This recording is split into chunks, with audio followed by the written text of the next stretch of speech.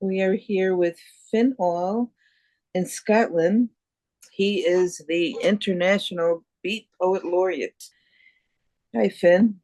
Hi there. Hello. Thank you for this. Yeah. Good to be here.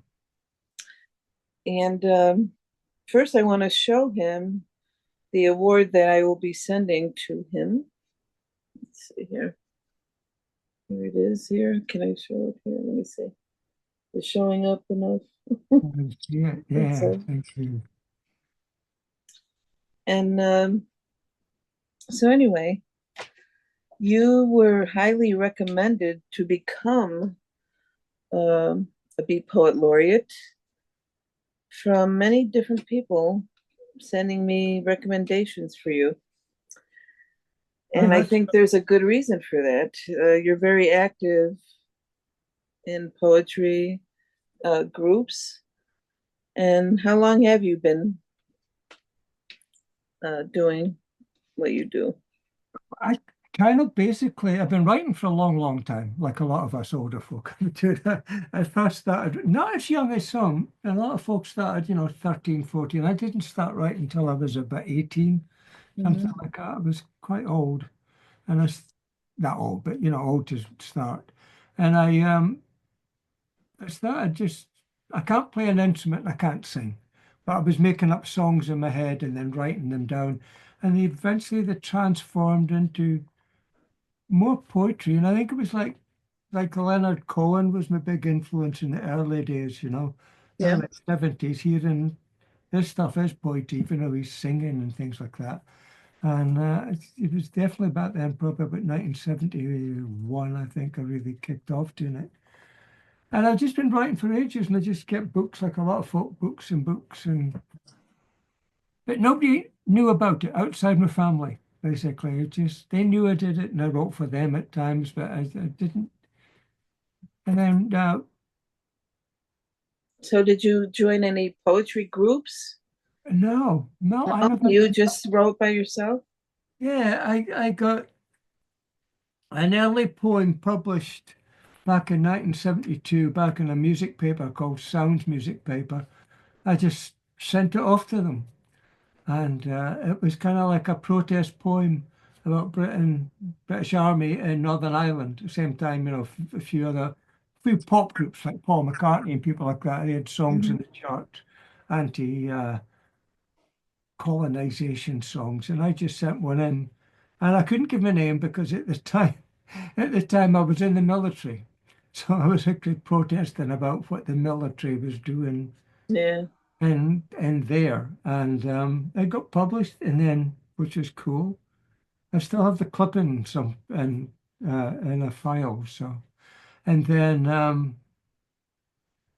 in the 90s again, there's a huge gap. 20 a year before I got the next thing published, and I just sent it off to this big, I don't know, probably a bit of a scam to get money. It was just had to pay about 10 and got it published. But I sent it off, and it's just a book to go into the Library of Congress, basically. I know a lot of books go into the Library of Congress, but it was just that, and just a big thing. It featured one of my poems amongst about another 300 poems or something like that. And then about when I hit the grand young age of 65, I thought, I want to do something. And I started a spoken word night every 3 months in Aberdeen. It was storytelling based on The Moth, American thing, The Moth, where just ordinary people telling stories, because everybody has a story to Mm-hmm. tell. And then I just called it that, Everybody's a Story. And it got really successful and getting bigger and bigger. And at the last one I did before COVID, there was people queuing outside the door during the performance by the storytellers and things. I had to find a bigger venue, and then I found a bigger venue, and then COVID came along, and we went into lockdown. Yeah. But just before that, about 2019, I found a couple of open mic spots in Aberdeen, and just started. There was one I invited to go along to as part of a Fringe festival, through like a street art festival every year, where there's graffiti artists from all over the world come into Aberdeen Mm-hmm. buildings. There's a thing called New Art. They're really good. And I was invited to put on my spoken word thing one night. And then the previous night that there was a poetry night that I went along to. And the girl that ran it says, "You want to read a poem?" And she never knew I did poetry. And I went, "Oh, no, no, no, no. I can tell stories, you know." But then at the interval, I wrote a poem. And I thought, let me try this. And I Hmm. did it. And it was cheeky bugger. It was actually a poem publicising my spoken word night the following night. So I was given a little publicity. I don't have a copy of it. Unfortunately, I deleted it. It's Yeah. just a short piece about my spoken word night. And I thought it got a good reception. I thought, I quite like this. That was good. I knew some of the stuff I wrote was okay, but I didn't realize that I could do it. I could tell Hmm. stories, but not do it. And I just went on from that. And then when COVID came, the more and more, and I got it, and I just decided I can do this. And then I can host nights, and I can communicate with people, and I can collaborate with people, which is what I love doing more than anything else. And um, write with other people and perform with other people and do all that. And it just ended up like becoming publishing as well, then filmmaking. It just became not an obsession, but it's like this, it's just what I do. It stops me from going stale. Yeah. I think that that's the only positive to come out of COVID is it forced us to go online, and because we were stuck inside, and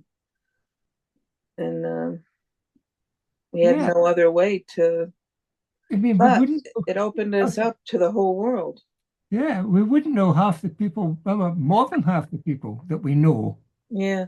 if it would. I mean, personally, I loved lockdown and I just really didn't want to go back to work.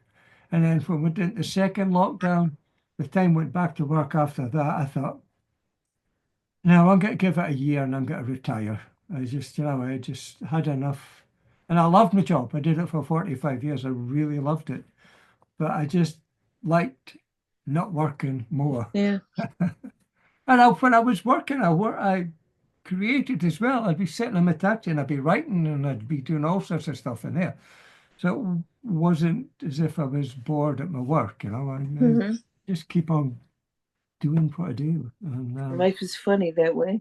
yeah, yeah. And it's just been great. Yeah, not everything works out. I tried doing an open mic thing when I came Hmm. back, and there's two regular ones in Aberdeen, and I tried mine, and it was okay, but I ended up getting kicked out of the bar because it wasn't making money. Unfortunately, the night they told me kicked out was the busiest night they had because I had somebody come over from Australia to do the show. But I Yeah. do my monthly, as you know, my poetry in the park once a month now, and that's fine.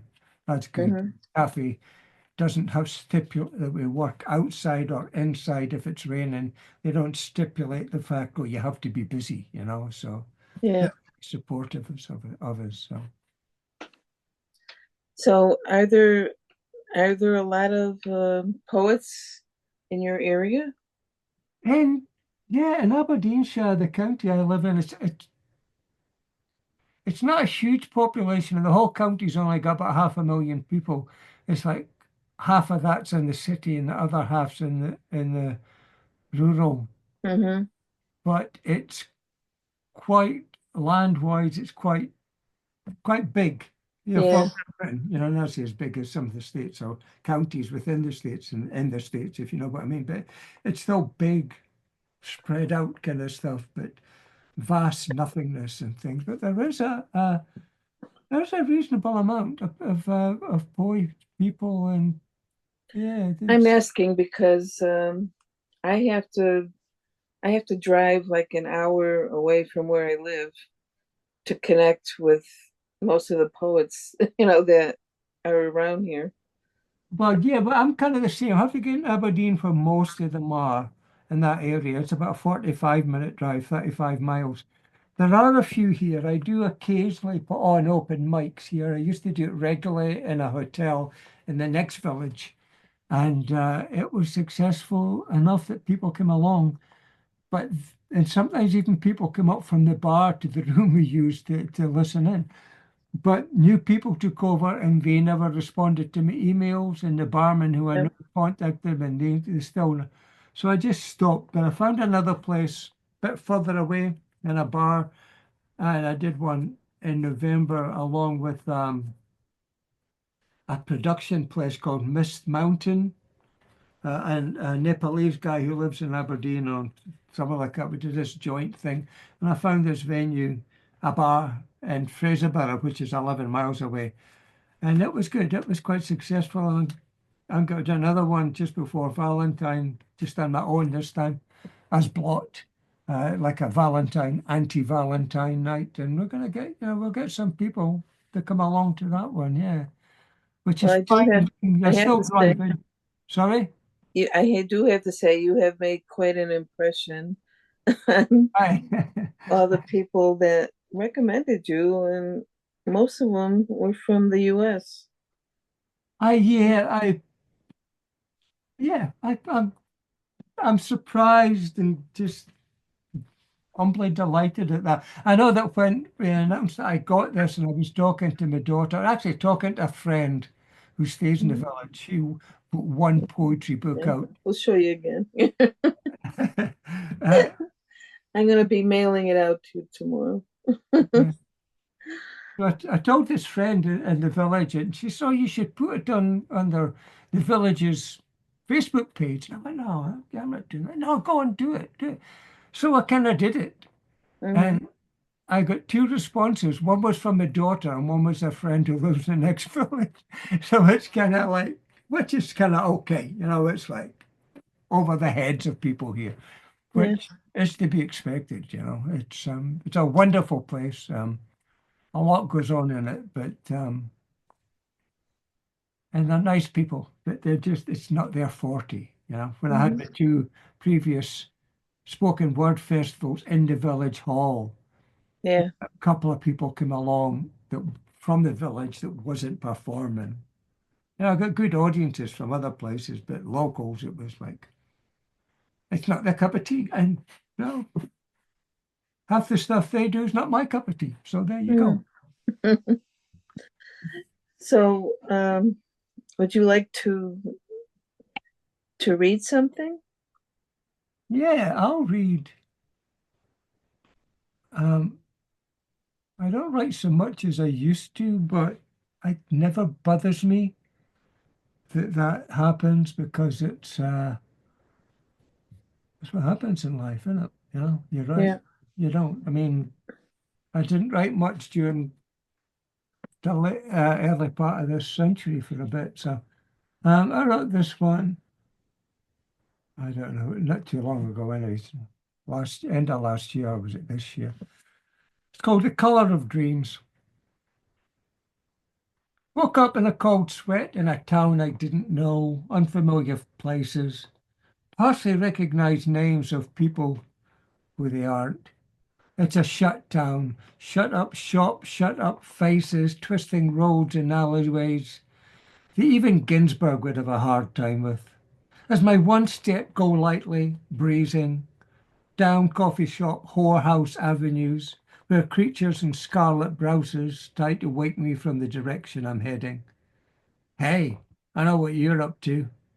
You want me to leave the comfort of my mindset and follow the light under the bridge. I'm not falling for that ruse. We've all been there. I can't sing. I can't play ball. I'm not sure about traversing down this hall. It's too long for just one night, right? Haunted Ethiopian castles, if such a thing exists, reveal themselves as the fog clears, like a Grecian monastery on an island of dozens, surrounded by an ocean of jellyfish. As the tourist boat offers splendid viewpoints of a memory I once had. But I don't fly. I never could, never wanted to. Neither does the hooker who lived by the motto, life, liberty, and the pursuit of a penis. Cat bite stirring, deep puzzled, wondering who let him in, with his Cheshire grin and malignant looks, as I represent myself at a funeral of a neighbour, sitting in cushioned pews not meant for the 21st century backsides, and the organist plays Fairy Tale of New York. an irony missed by many. As chilly morning Christmas cards arrive in unfamiliar streets, no smells, as fireflies burn, awakening face down in the pillow, remembering nothing of the things I wrote. And actually, I remember when I wrote that, I actually wrote that at that particular funeral of a neighbour, which was just before Christmas. I Oh, wow. was sitting in the church, and she would have hated it. She wasn't a churchy person. Hated that she was having a funeral service in the church. It was a wonder. She stayed literally next door to us. She was a fabulous person. Mm. And what else shall I do here? I'll go do this one if I can find it now. I wrote this the other day. Uh, this was inspired by watching a documentary on Abbey Road Studios. It's called The 60s, and I'm not nostalgic. This is called Mhm. Call it miniskirts, call it drugs, call it Abbey Road, call it freedom, call it whatever you like. Nothing to look back on. Nostalgia then was death and war, and the only way forward was forward. Call it long hair, call it bigger than Jesus, the restart of fashion, revolution, Woodstock, mods, rockers, electric guitar shockers, the start of where it began, man. Grateful you're not dead, hothead. Growing up, Cadillacs, mini malts, call it birth of teenagehood. Well, you could, but it followed on from the decade before, which followed on from the war leading into another and another. War babies, 60 strummers, singers, drummers, movements. Yeah. Crossing Atlantic, reaching out, color TV, popular culture, nurturing freedom, marching, protesting, getting shot or not. We saw it, remembered where we were. Yeah, yeah. Up, up and away. Yeah, yeah, yeah. A bit of ironical cynicism there. So, do you have any projects that you are working on at the At the moment? moment, I'm just finishing. They've sent the final draft to the author's approval. I'm actually finishing the first book that's not an anthology that I've done or not one of mine, uh, one of my own books, by a couple of guys from Staten Island, Yeah, Jacob Moses and Douglas Gala. And they've got this book called, they sent me a manuscript called Tuesday Night Beat Club. yeah. And yeah, I'm probably, yeah, I had a look and I see I can publish that. Because my plans this year was to publish 3 books by other people. And one of them pulled out because she was a strange, I got name named, but she was a strange Scottish woman, a great poet, really good poet. But she has issues. She's had issues. And then she ended up falling out with me and basically saying I run a male only club. She was a fucking, really? Have you seen my books and my films? And okay. Um, so I'm not doing her. I've got my eyes on somebody else I want to do, a local girl, 18-year-old. And I'm also doing a film again, but I'm taking my time on this one because it's my first film that I'm doing that's only me. It's a poem of a film of a lot of my poems, and it's going to be called Act My Age. And it's just basically poems about relishing being the age I am. You know, I love Mhm. being the age I am. I'm fortunate I'm healthy. I have no, I have COPD, so I've kind of got to watch my chest and not get too, can't get infections and such like that. Yeah. But it doesn't affect me. You know, I think I've had 2 chest infections all that for years. So if I watch myself, I'm fine. I'm healthy enough. And it's just Mhm. that, it's just basically saying, you know, I love being this age and I'm making little films of it. And doing bits, and I've got plans to do it. I'm taking. Now, do you know that you have available through me to write a book, um, be part of the series of the Beat Laureate book series? Oh, that would be good. Yeah, that would be good. You've seen the other people that have Yeah, yeah. they have books. It's available to you too. Um, I can. it's available to all the laureates, the Beat Laureates, but just only a few have responded so far. Oh, well, I'll do that. I'll work that into my project. And you know what? I'm terrible as I can't say no. I mean, it's a great idea. Thank you. But if somebody says, well, why don't I? Right. And then I think, oh, how can I do that?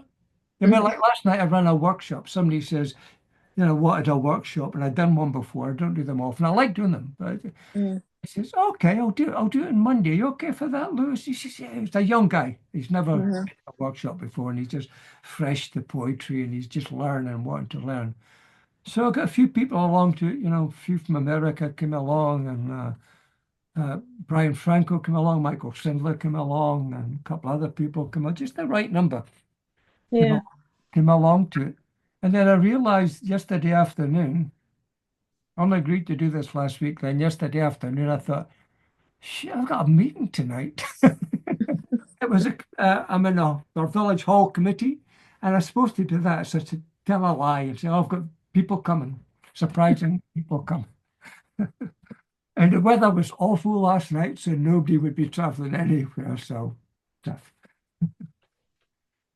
But So, I thank you for everything. It's been, it was a great surprise, and it was just like, well, you know that once I mean, you have the title, um, the working title, I guess you would call it, for a year. But after that, you're part of us for lifetime. yeah, thank you. You know? Yeah, that's fantastic. It's great. I'm just, my wife, and I've got a brother who stays in New York. He's an artist in New York, and he he's not into poetry very much. He said, yeah. I sent him one of my films once. He said, yeah, it's good. Just a bunch of people reading poems. But he's still very sweet. And he was just, I wouldn't say, but he was more excited, if possible, than I was. He was just, it's brilliant, brilliant. Which is really good. Unfortunately, my mother died at the beginning of August before she could see this, know this, because she would have been delighted as well. Like, so I didn't get a chance to do anything with that. But she was 94, so she died on her 94th birthday. Apparently, there's a name for something like that. People who die on their birthday, it's a special name. I've no idea what it is, but she was wanting to go anyway. She'd had enough, basically. I hope I never get like that. Life's too good to not have enough. Yeah. I miss all the shit TV I'd watch and things as well. So So, before we go, do you have one more thing you would like to read? yeah, let me see if I can find this one. Um, yeah, I'm going to read this one. It was one that was in 24's your collection, 24's Beat collection. I'm going to read Okay. that one because I really like this one. And this is kind of like an acrostic poem. It's just somebody uh, put a picture on Facebook of this place, not this particular place, but the hotel called Amnesia Hotel. And I just immediately it just came to my head and immediately wrote a poem about it. Amnesia Hotel. Mhm. Move this up at the middle somewhere. Okay, there we go. Somewhere in the back of my mind, I've traveled there.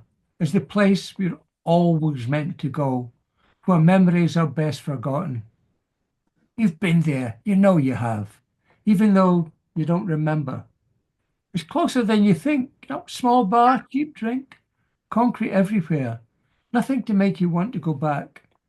At least I don't recall it had. The dusty receptionist looked a lot like the dusty bartender who had a dusty dog called, yep, Dust. Looked like a cross between a border collie and a sloth. Moved like the latter and couldn't be bothered to bark like the former. It's the kind of place, well, like the dream you thought you had, and you woke up not knowing anything about it other than the thought you dreamed. Timeless, in the way of broken clocks, always reading 17 minutes past 8. Not sure if it's morning or evening, but I know it's green. Unlike the Amnesia Hotel, which is beige in a grey way.